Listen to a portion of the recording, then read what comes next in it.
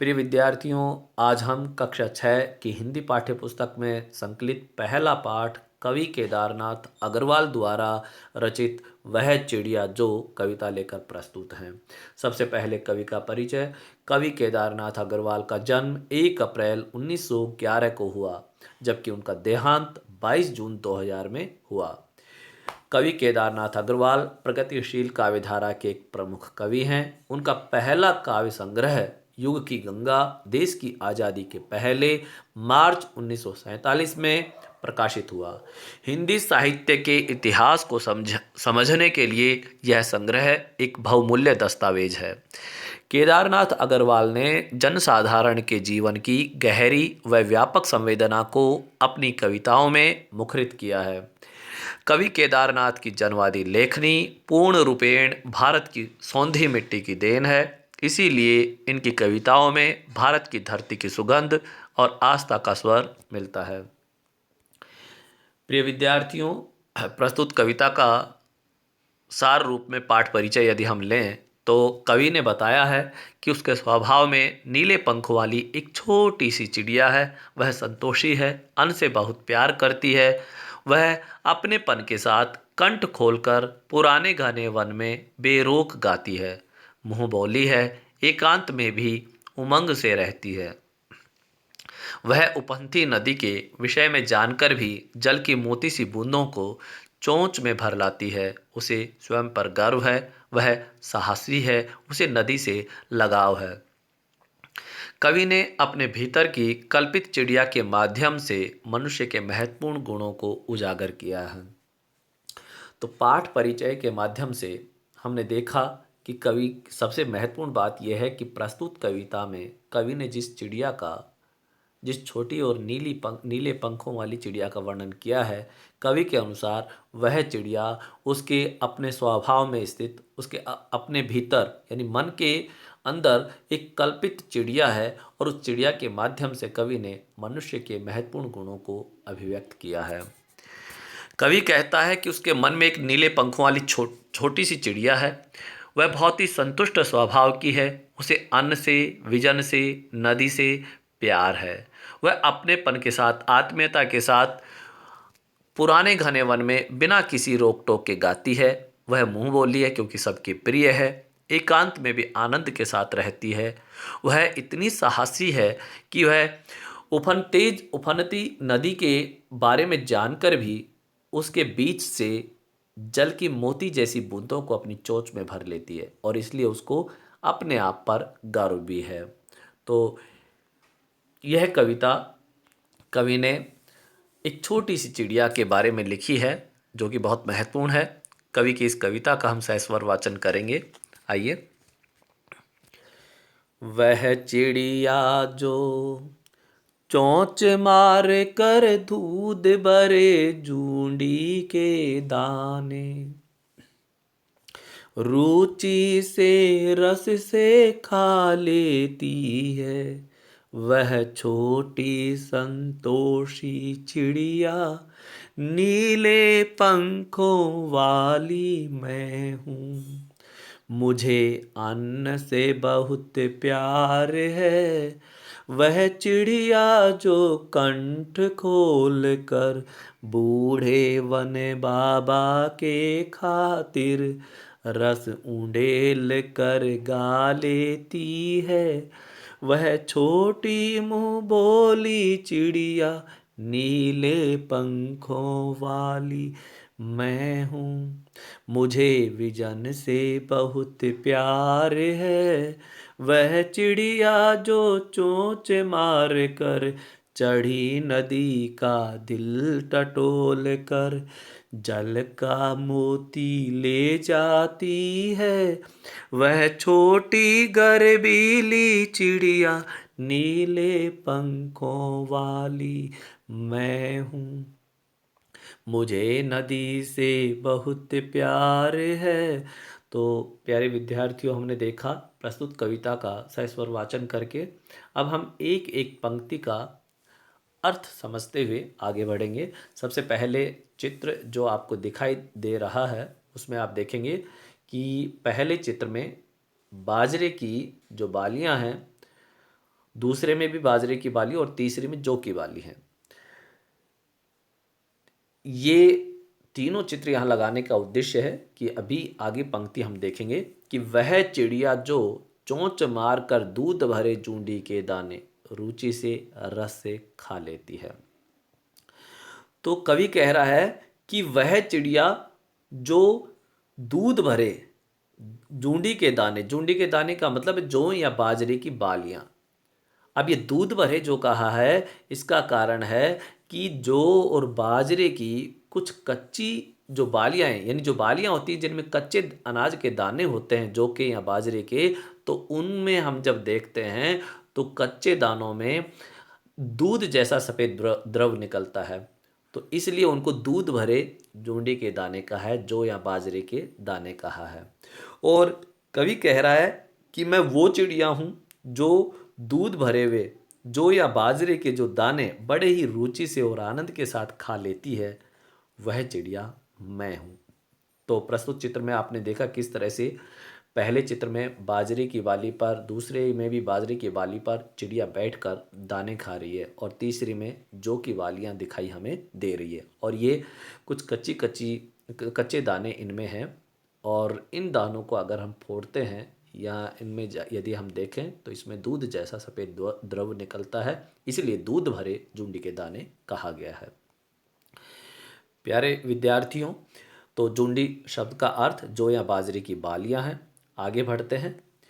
वह छोटी संतोषी चिड़िया नीले पंखों वाली मैं हूँ, मुझे अन्न से बहुत प्यार है। तो कवि कह रहा है कि वह छोटी सी जो संतोषी चिड़िया है, देखो चिड़िया छोटी है आकार में इसलिए उसको छोटी कहा है, और संतोषी कहा है इसका कारण है कि चिड़िया इतनी संतुष्ट स्वभाव की है कि उसे जो कुछ थोड़ा बहुत मिलता है उस थोड़े बहुत में भी वह संतुष्ट होती है, वह बहुत ज़्यादा की आशा नहीं करती।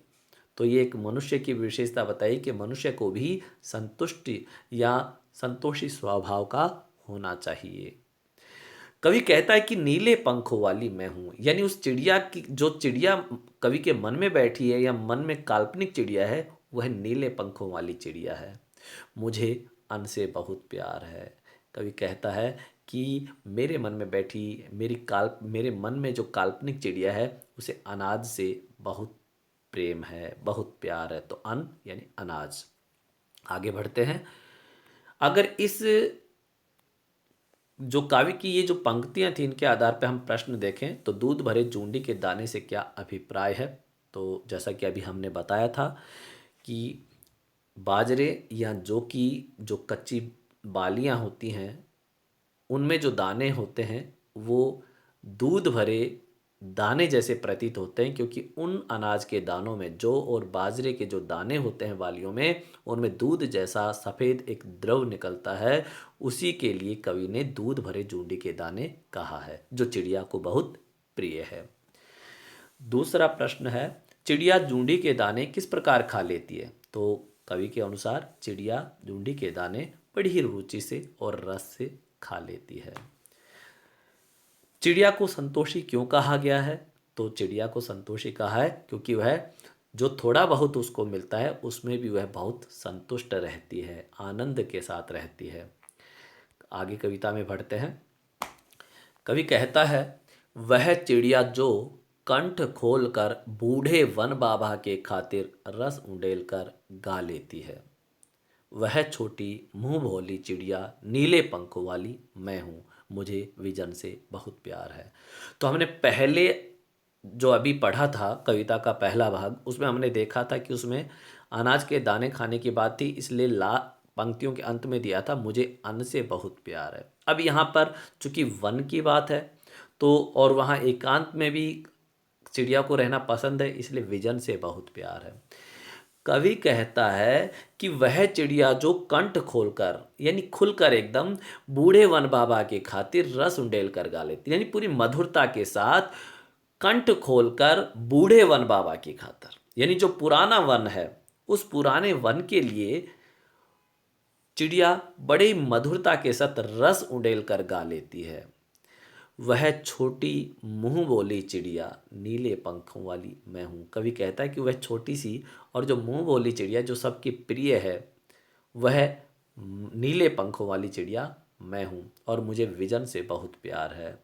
तो अब यहाँ कठिन शब्दार्थ अगर देखें तो कंठ यानी गला, बूढ़े वन बाबा यानी पुराना जंगल, बूढ़ा कहा है, बूढ़ा विशेषण लगाया, इसका मतलब है कि वह जो वन है वह बूढ़ा है और बूढ़ा होने के कारण या पुराना है, पुराना होने के कारण उसको बूढ़ा का और बूढ़े व्यक्ति को बाबा कहा जाए ये स्वाभाविक है। इसलिए उस वन को बूढ़े वन बाबा कहा है जो कि बड़ा ही सार्थक बन पड़ा है।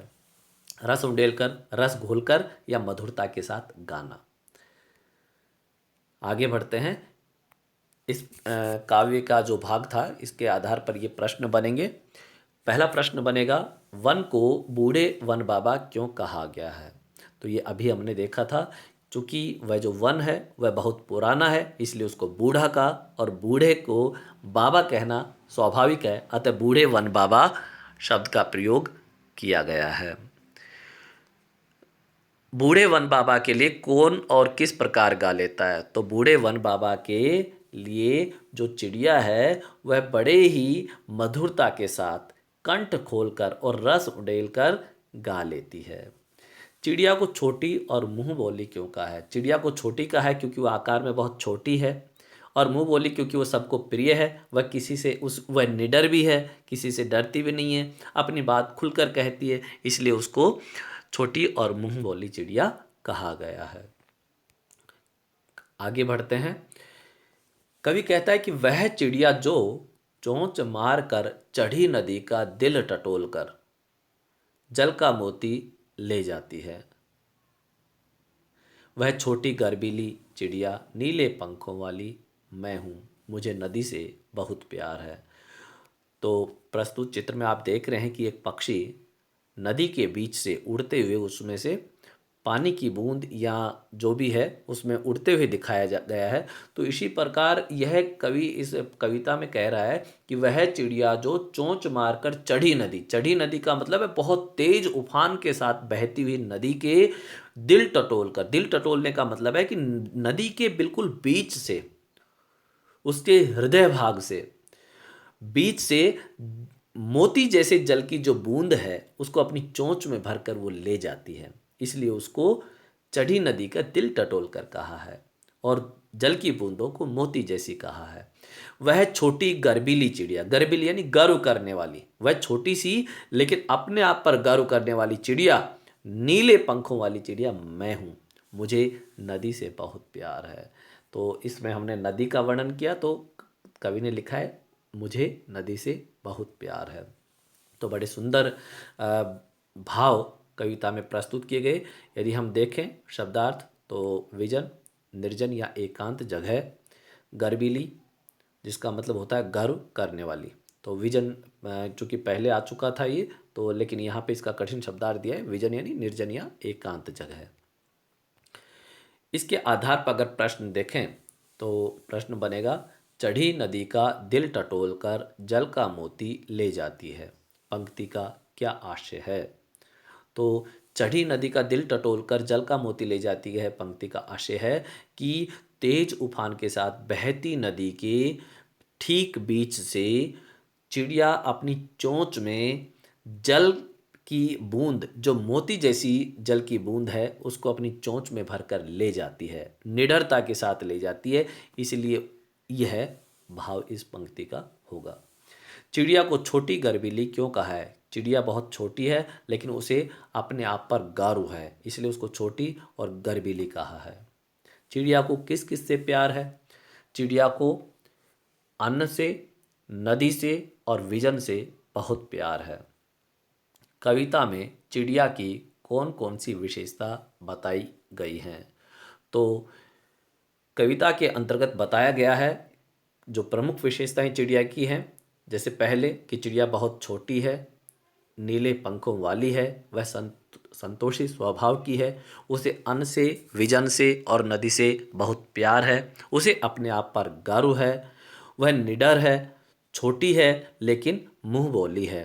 तो इस प्रकार से ये विभिन्न विशेषताएं संपूर्ण कविता में आई हैं और इसके माध्यम से मनुष्य के विभिन्न जो गुण हैं उसके स्वभाव के वो बताने का प्रयत्न किया है। तो यह कविता यहाँ समाप्त हुई। धन्यवाद।